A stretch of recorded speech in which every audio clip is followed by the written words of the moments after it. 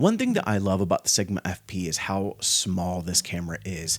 And so over the last couple years, I've been looking for lenses to pair with the camera to make it as small as possible. One lens that I purchased in this pursuit is the 7 Artisans 35mm f5.6. I've actually had this lens for quite some time and am just now getting around to reviewing this lens. And so let's get into my thoughts about this lens, starting first with the overall image performance. Now, much like any 7 Artisans lens, this lens is going to be very sharp, especially in the center of the frame.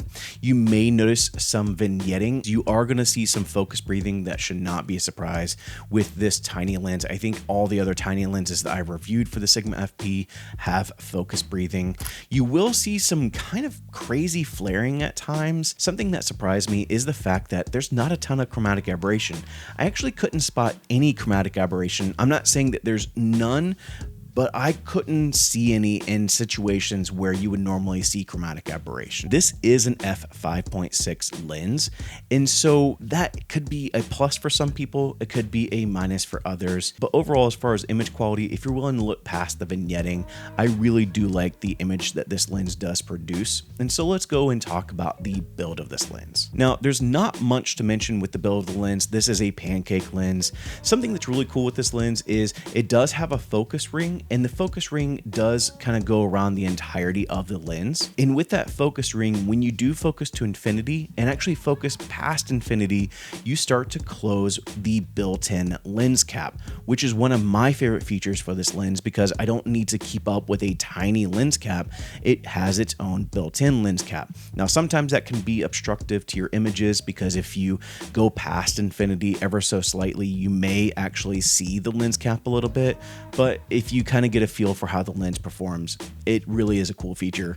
And so that's something to mention. Now, unlike the Brighton Star 28mm, which I've reviewed before, this is actually an L mount lens, and so you don't need an adapter. And I'll list somewhere on the screen all the different mounts this lens is offered. Now, talking about the Brighton Star, it is ever so slightly larger, or rather deeper than the Brighton Star, but again, you're not having to worry about any type of adapters or things like that. And so other than the physical aperture ring and the built-in lens cap, there's really not much more to mention about this lens. I'd recommend this lens to anybody that is looking to make their Sigma FP an everyday carry camera, a camera that potentially rivals a Ricoh GR3 or, you know, those pocketable cameras. This does get you very near pocketable. I would say if you're not me and wear skinny jeans in 2025, it is pocketable. This would make for a very good everyday carry setup. Again, if you're willing to look past the vignetting, I think it's a solid lens, and for the price, it is definitely worth checking out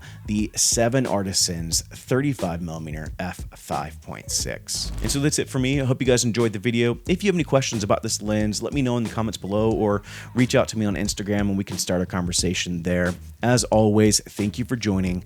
Go and find your journey. Go embrace life. Peace.